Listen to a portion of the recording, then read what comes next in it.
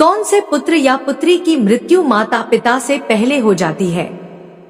प्रिय श्रोतागणों, इस प्रकार की घटनाएं अक्सर हमें देखने को और सुनने को मिलती रहती हैं कि किसी पिता के सामने उसके जवान पुत्र की मृत्यु हो जाती है। किसी पुत्र ने अपने माता पिता को इतना दुख दिया कि इतना दुख शायद कोई शत्रु भी नहीं देता। आखिर ऐसा क्यों होता है? आइए जानते हैं इस कहानी के माध्यम से कि पिता से पहले पुत्र की मृत्यु क्यों हो जाती है।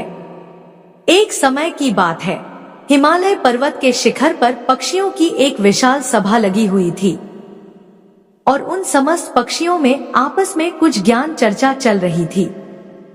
कुछ पक्षी प्रश्न करते थे और उनमें से जो ज्ञानी पक्षी थे वे उन प्रश्नों के उत्तर देते थे। ज्ञान चर्चा होते होते एक प्रश्न ऐसा खड़ा हो गया जिसे सुनकर के सारे पक्षी सोच में पड़ गए और वह प्रश्न यह था कि मृत्यु लोक में कुछ पुत्रों की मृत्यु पिता से पहले क्यों हो जाती है और कुछ पुत्र माता पिता को दारुण दुख क्यों देते हैं। ऐसा क्यों होता है? जिस पिता की आंखों के सामने ही उसके जवान पुत्र की मृत्यु हो जाए, उस पिता को कितना दुख होता होगा। होना यह चाहिए कि पहले पिता की मृत्यु हो और पुत्र ही पिता का दाह संस्कार करे, लेकिन कई बार कुछ अभागे पिता को अपने हाथ से अपने पुत्रों का अंतिम संस्कार करना पड़ता है।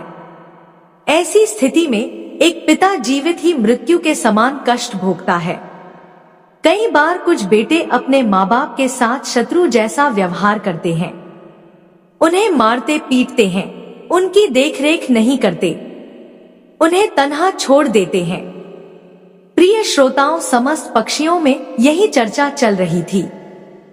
किसी के समझ में नहीं आ रहा था कि आखिर ऐसा होता क्यों है। विषय बहुत ही महत्वपूर्ण था। तभी पक्षीराज गरुड़ का उस सभा में आगमन होता है। पक्षीराज गरुड़ एक बूढ़े गिद्ध का रूप धारण करके आते हैं और एक जगह पर बैठ जाते हैं। सभी पक्षियों ने खड़े होकर के उनका अभिवादन किया। गरुड़ जी कहने लगे कि हे पक्षियों, आखिर आपके बीच में किस बात पर चर्चा चल रही है? किस बात को लेकर आप इतनी उलझन में हैं? तब उनमें से एक पक्षी खड़े होकर के कहता है, गिद्ध महाराज, हम यह जानना चाहते हैं कि हमारे बीच में आज का जो संवाद है वह यह है कि पिता से पहले पुत्र की मृत्यु आखिर क्यों हो जाती है।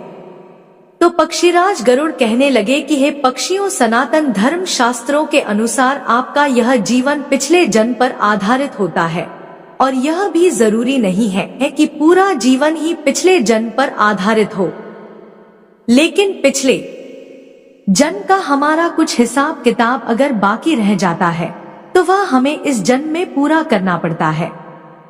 प्रिय श्रोताओं, पहले हमें यह समझना होगा कि हमारा कर्म ही हमारी गति तय करता है, अर्थात आपके द्वारा किया गया कर्म ही आपके भविष्य को निर्धारित करता है।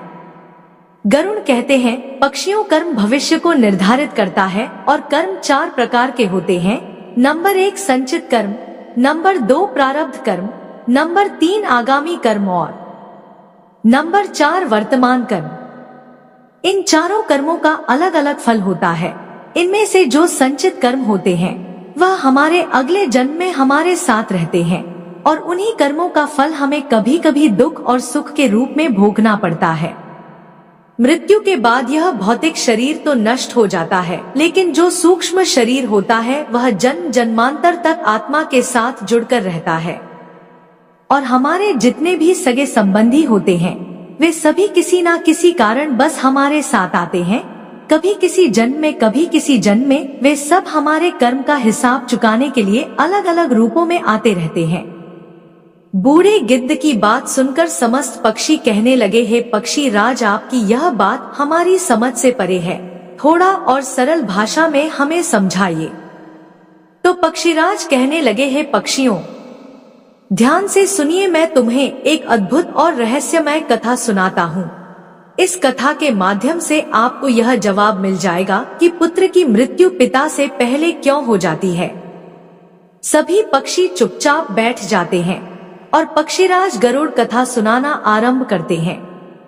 गरुड़ कहने लगे, हे पक्षियों, एक गांव में एक किसान रहता था। उसके परिवार में उसकी पत्नी और एक लड़का था।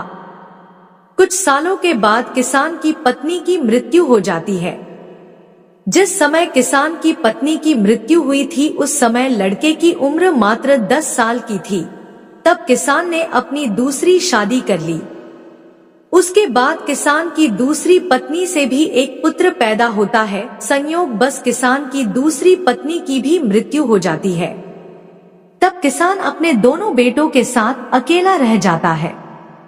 कुछ समय बाद किसान का जो बड़ा बेटा था, जो पहले वाली पत्नी से पैदा हुआ था, जब वह विवाह के योग्य हो जाता है तो किसान ने बड़ी धूमधाम से अपने बड़े बेटे का विवाह कर दिया। धीरे धीरे कुछ समय बाद किसान बीमार पड़ जाता है। बीमारी के चलते उसकी ज्यादा हालत खराब हो जाती है और एक दिन उसकी भी मृत्यु हो जाती है। किसान का जो छोटा बेटा था, जो उसकी दूसरी पत्नी से पैदा हुआ था, वह अपने सौतेले भाई के साथ रहने लगता है। बड़ा भाई अपने छोटे भाई को बड़े प्रेम से रखता था। धीरे धीरे समय गुजरता चला गया। एक दिन किसान का छोटा लड़का बीमार हो जाता है। तब उसकी हालत ज्यादा खराब रहने लगी। बड़े भाई ने कुछ आसपास के वैद्य से उसका इलाज करवाया, परंतु उसे कोई राहत नहीं मिली। बूढ़ा गिद्ध कहता है, हे पक्षियों, ध्यान से सुनना, बड़ी ही अद्भुत कहानी है कि किन कर्मों से पिता से पहले पुत्र की मृत्यु हो जाती है। जब बड़े भाई ने अपने छोटे भाई का कई वैद्य हकीम से उपचार कराया, परंतु उसकी हालत में कोई सुधार नहीं हुआ। छोटे भाई की दिन प्रतिदिन तबीयत बिगड़ती जा रही थी। काफी धन भी छोटे भाई के इलाज में खर्च हो चुका था। इलाज कराते कराते बड़ा भाई अब थक चुका था।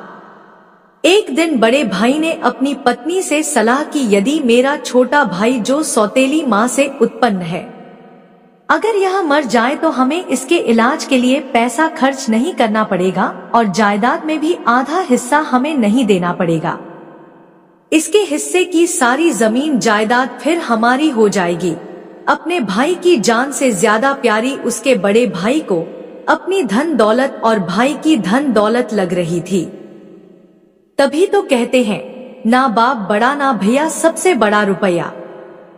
पति का सुझाव उसकी पत्नी को भी बहुत अच्छा लगा। तब उसकी पत्नी कहती है, अजी ऐसे हम इसे मार भी तो नहीं सकते। यदि इसे मार दिया तो लोग समझेंगे कि हमने लालच बस इसे मार डाला है। क्यों ना हम यह काम किसी वैद्य से करवाएं। आप जाओ और किसी वैद्य को लालच देकर उससे कहो कि इसे दवाई के बदले जहर देकर मार दे। इससे किसी को पता भी नहीं चलेगा और कोई रिश्तेदार भी हम पर शक नहीं करेगा। सब लोग कहेंगे कि यह बीमार था, इसलिए बीमारी से मृत्यु हो गई। बड़े भाई ने पत्नी की बात मान ली और मन में विचार करने लगा कि यदि किसी से बात की जाए तो हमारा काम बन जाए। फिर क्या था, बड़े भाई ने ऐसा ही किया। उसे एक कोई निकट का घनिष्ठ वैद्य मिल जाता है। वह वैद्य पैसे का बड़ा लालची था। जब बड़े भाई ने उस वैद्य से बात की कि मुझे मेरे छोटे भाई को जहर देकर मरवाना है, वैद्य जी पहले तो हिचके, लेकिन जब किसान के बड़े बेटे ने वैद्य को 1000 मुद्राओं का लालच दिया तो वैद्य यह काम करने को राजी हो जाता है। उसका छोटा भाई बीमार तो रहता ही था। वैद्य उसका उपचार करने के बहाने से उसे देखने के लिए आता है और उसका इलाज करने के बहाने उसे जहर देकर चला जाता है। जहर के प्रभाव से तत्काल उसकी मृत्यु हो जाती है। अपने छोटे भाई की मृत्यु पर वे दोनों पति पत्नी बहुत खुशी मनाते हैं। सोचने लगे, अब तो रास्ते का कांटा निकल गया। इसके हिस्से की सारी जमीन जायदाद पर अब हमारा अधिकार हो गया है। वे दोनों बहुत प्रसन्न होते हैं। और याद रखना भक्त गणों, जो खुशी दूसरे के दुख की बुनियाद पर होती है, जो धन दूसरों की हिंसा करके कमाया जाता है, वह धन कभी आपको सुख नहीं दे सकता। और जो लोग दुख देकर सुख पाने की कामना करने वाले होते हैं, उनके यहाँ एक दिन महाभयानक दुख आता है। बूढ़ा गिद्ध कहता है, हे पक्षियों, इस प्रकार बड़े भाई ने अपने छोटे भाई को मार डाला और उसकी सारी धन संपत्ति पर अपना अधिकार जमा लिया। किसी रिश्तेदार को भी इस बात का संदेह नहीं हुआ।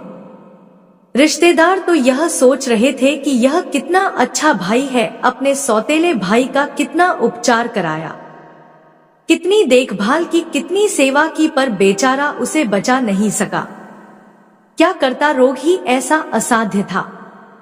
बेचारे की मृत्यु हो गई। दुनिया वालों को क्या पता था कि वह मरा नहीं बल्कि उसे मारा गया है। बड़ा भाई पूरे विधि विधान से उसका अंतिम संस्कार भी कर देता है। धीरे धीरे समय निकलता चला गया। फिर गिद्ध कहता है, हे पक्षियों, कुछ महीनों के पश्चात उस किसान के बड़े लड़के की पत्नी को एक लड़का पैदा होता है। बेटे की खुशी में दोनों पति पत्नी बहुत प्रसन्न होते हैं। बड़ी धूमधाम से उस लड़के का जन्मदिन मनाया जाता है। पूरे नगर में मिठाइयां बांटी जाती है और बड़े ही लाड प्यार से अपने उस पुत्र का पालन पोषण करने में लग जाता है। कुछ वर्षों में वह लड़का जवान हो जाता है। उन्होंने अपने लड़के की एक सुंदर सी कन्या को देख करके शादी कर दी। बड़ी धूमधाम से किसान ने अपने बेटे का विवाह किया। बेटे की शादी में खूब धन खर्च किया। बेटे की बहू जब घर में आ जाती है तो वह लड़का कुछ दिनों के बाद अचानक से बीमार रहने लगता है। माँ बाप ने उसके इलाज के लिए बहुत से वैद्य को बुलाया, बड़े बड़े डॉक्टरों को बुलाया और उसका इलाज कराने लगे। जिसने जितना पैसा मांगा उसको उतना पैसा दिया गया। सब कुछ दिया ताकि लड़का ठीक हो जाए। अपने लड़के के इलाज में अपनी आधी संपत्ति तक बेच डाली, लड़का बीमारी से सही हो जाए इसलिए। परंतु कहते हैं, जिस पर जिसका जितना कर्जा है वो अवश्य चुकाना पड़ता है, चाहे कोई कैसे भी चुकाए। उस लड़के की दिन प्रतिदिन तबीयत खराब होती चली जा रही थी। लड़का बीमारी के कारण मरने की कगार पर आ गया। शरीर बहुत ज्यादा कमजोर हो गया था। मात्र अस्थिपन शेष रह गई थी।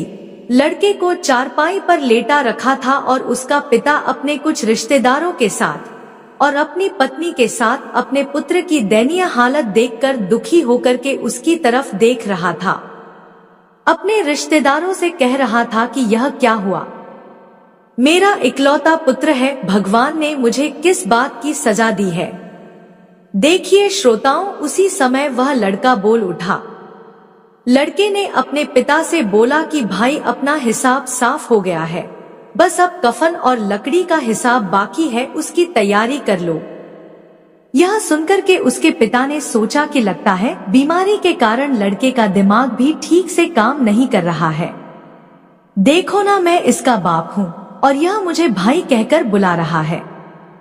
तब लड़का कहता है, नहीं भाई, आप मेरे बाप इस जन्म में है, मैं तुम्हारा पिछले जन्म का भाई हूँ। याद कीजिए, यह सभी रिश्तेदार बैठे हुए हैं। मैं तुम्हारा छोटा भाई हूँ, तुम्हारी सौतेली माँ का बेटा, तुम्हारा छोटा भाई।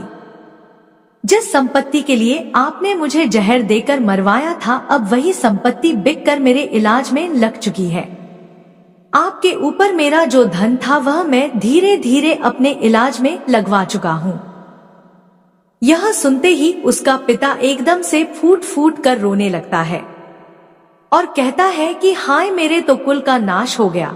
हाय, मैंने यह क्या किया, जो किया वो मेरे आगे आ गया। पर भाई, मुझे यह तो बता दो, मैंने जो किया था वह तो मुझे देखने को मिल गया, पर एक बात मेरे समझ में नहीं आती है, इस तेरी पत्नी का क्या दोष है जो बेचारी ब्याह कर तेरे साथ आई है? यह तो निर्दोष है, अब इसको जिंदा जलाया जाएगा। गिद्ध बोला, है पक्षियों, उस समय सती प्रथा चलती थी, अर्थात जिसमें पति के मरने के बाद पत्नी को पति की चिता पर जिंदा जलाया जाता था। तब वो लड़का कहने लगा कि हे भाई, आप मेरी बात ध्यान से सुनो। सभी बैठे हुए रिश्तेदार और तुम सब मेरी बात ध्यान से सुनो। तुमने वैद्य को मेरे इलाज के लिए बुलाया था। उस वैद्य को तुमने कुछ पैसों का लालच दिया था और उसने मुझे जहर दे दिया था। जो दुष्ट पैसों के कारण किसी को मारता है तो उसको भी उसका फल भोगना पड़ता है। गिद्ध बोला, पक्षियों, वह लड़का कह रहा था कि जिस वैद्य ने मुझे जहर खिलाया था तुम्हें उसके बारे में क्या पता है? तब उसके पिता ने कहा, हाँ बेटा मुझे पता है, तुम्हारी मौत के 3 साल बाद वो वैद्य भी मर गया था। लड़के ने कहा कि वही वैद्य यह पत्नी के रूप में मेरे घर में आया है। मेरे मरने पर अब इसे जिंदा जलाया जाएगा, इसको भी इसके कर्म का फल अवश्य भोगना पड़ेगा। हमारे जीवन में आने वाली पात्र और प्रत्येक घटनाएं हमारे ही कर्मों की उपज होती है। हम जैसा बोते हैं वैसा ही हमें काटने को मिलता है। आज नहीं तो कल हमें हमारे कर्म का फल जरूर मिलेगा। जीवन के हर कठिन प्रश्न का जीवन से ही हल मिलता है।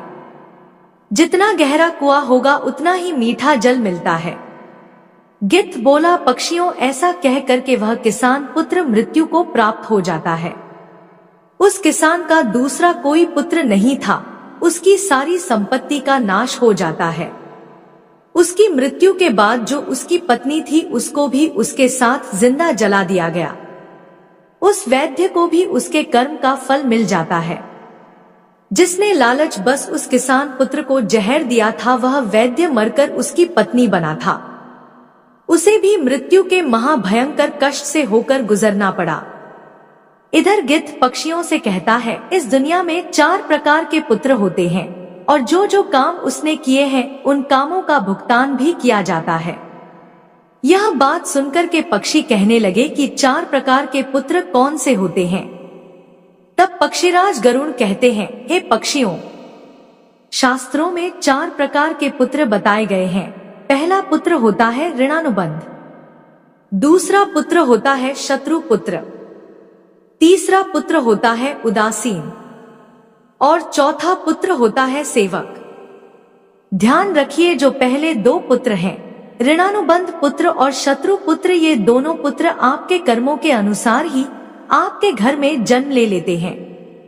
तो इनकी मृत्यु पिता से पहले हो जाती है। अगर किसी पुत्र की मृत्यु पिता से पहले हो जाए तो समझ लेना कि वो ऋणानुबंध और शत्रु पुत्र पैदा हुआ है।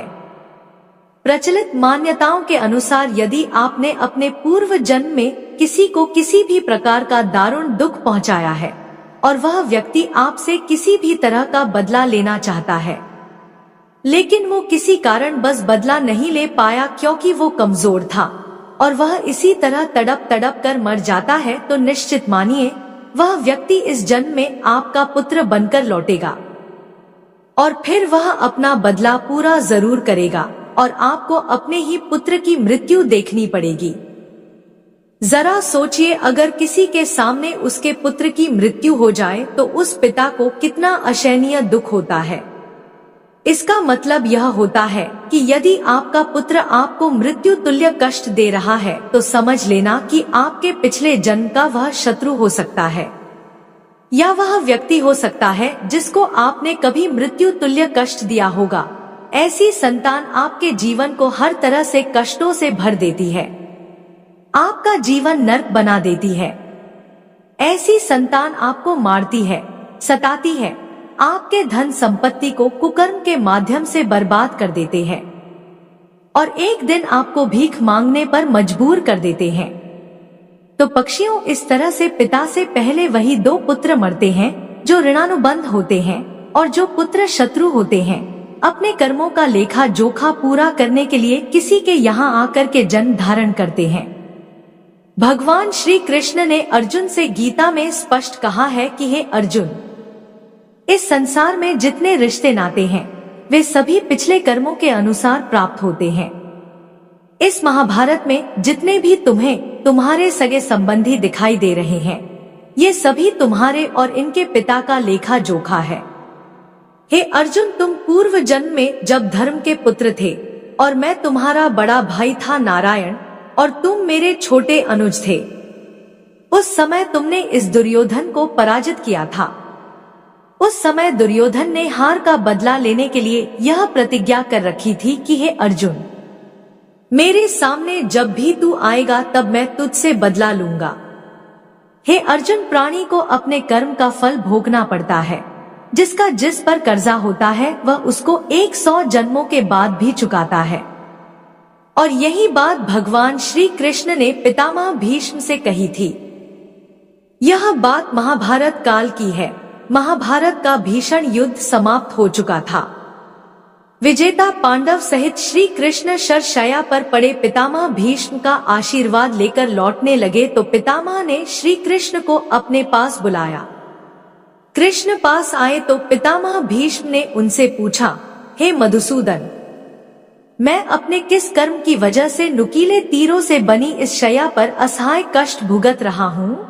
श्री कृष्ण ने मुस्कुराते हुए पूछा, क्या आपको अपने पिछले जन्मों के कर्म याद हैं? पितामह बोले, पिछले 100 जन्म मुझे याद हैं और इनमें मैंने कभी किसी का बुरा नहीं किया। श्री कृष्ण ने उनसे सहमति जताते हुए कहा, यह सही है कि 100 जन्मों में आपने ऐसा कुछ नहीं किया। यह 101वें जन्म की बात है। उस जन्म में भी आप एक युवराज थे। एक बार जंगल से गुजर रहे थे।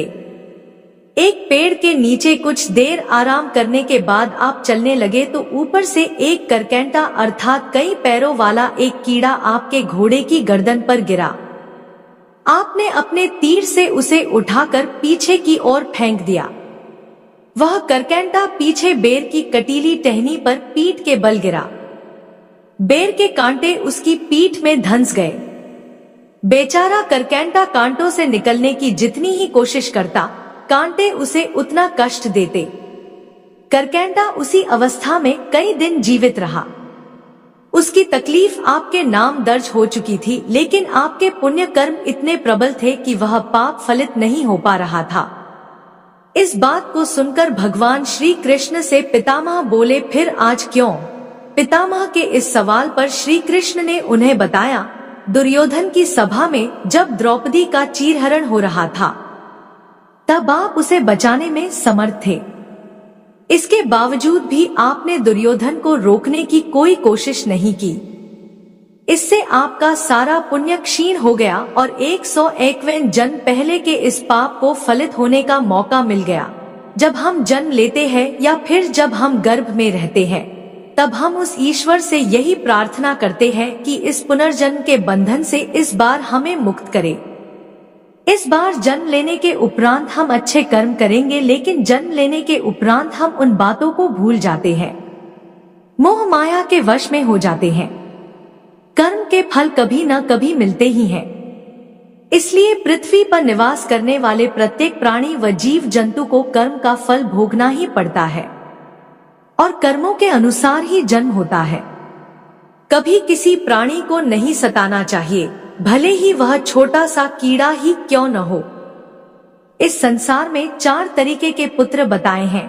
जो 2 तरह के पुत्र होते हैं, ऋणानुबंध और शत्रु पुत्र, जिसके हम कर्जदार हैं। किसी का कर्जा हमने खाया है या किसी के पैसे लिए हैं और वो पैसे वापस नहीं दिए तो वह पैसे हमें चुकाने पड़ेंगे। यदि इसी जन्म में चुका दिए तब तो बहुत अच्छा है, और यदि वह दूसरे जन्म में चले गए तो आपको भी यही दारुण दुख झेलने को मिलेगा। वह पुत्र के रूप में जन्म लेगा या भाई के रूप में जन्म लेगा या आपके प्रिय किसी सगे संबंधी के रूप में जन्म लेगा, या फिर आप गधा बनेंगे या बैल बनेंगे या कुत्ता बनेंगे और किसी न किसी रूप में आप उन पैसों को चुकाएंगे। आपको कर्ज तो जरूर चुकाना पड़ेगा। यही शाश्वत विधान है, यही प्रकृति का नियम है। हर क्रिया की प्रतिक्रिया जरूर होती है, और जो दूसरे तरीके का पुत्र होता है, शत्रु पुत्र, वह भी आपसे बदला नहीं छोड़ेगा। आपके पास कोई गरीब रहता है, कोई कमजोर रहता है और आप ताकतवर है, उस पर आप अपना बल प्रयोग कर रहे हैं, उसे मृत्यु के समान यातनाएं दे रहे हैं, तो यह यातना उसकी आत्मा सहेगी। वो भी मौका मिलने पर आपको उतनी ही भयंकर यातनाएं देगा और आप उन यातनाओं से आहत हो जाएंगे। चाहे वह पुत्र के रूप में दे, पिता के रूप में दे या पत्नी के रूप में। इस प्रकार से पहले वाले 2 पुत्रों की मृत्यु पिता से पहले हो जाती है और बाकी के जो 2 पुत्र होते हैं, उदासीन और सेवक, उनकी मृत्यु पिता के बाद होती है। यह वह पुत्र होते हैं जो आपकी बहुत सेवा करते हैं, क्योंकि आपने पिछले जन्म में अच्छे कर्म किए थे। यानी कि पिता पुत्रों की मृत्यु नहीं देखता। तो हमेशा हमें ध्यान रखना चाहिए कि किसी का कुछ भी उधार या उपकार हम ना ले, अगर ले तो फिर उसका वापस कर दे। दूसरी बात, किसी को इतना परेशान भी नहीं करना चाहिए कि वह हमसे कमजोर है और हम उसको मृत्यु के समान यातनाएं दे रहे हैं, तो वो भी मौका मिलते ही आपसे अपना हिसाब किताब जरूर चुकाने आएगा। अब तो आप समझ ही गए होंगे कि कौन से पुत्रों की मृत्यु पिता से पहले हो जाती है और कौन से पुत्र माँ बाप को कष्ट देने के लिए आते हैं। भक्तगणों, सीधी सी बात है, अगर हम किसी के साथ उपकार करते हैं, मुसीबत में उसकी मदद करते हैं, गरीबी लाचारी में उसको धन से मदद करते हैं या सहायता करते हैं, तो समझो आप अपने प्रियजन या पुण्यकर्म की संख्या बढ़ा रहे हैं और वह मित्र मुश्किल वक्त में आपके साथ जरूर खड़े होंगे। और यदि हम किसी के साथ बुरा करते हैं तो शत्रुओं की संख्या बढ़ाते हैं, जो आज नहीं तो कल किसी न किसी रूप में हमें चुकाना ही पड़ता है। जय श्री कृष्णा। अगर वीडियो पसंद आई तो हमारे चैनल को सब्सक्राइब करें। धन्यवाद।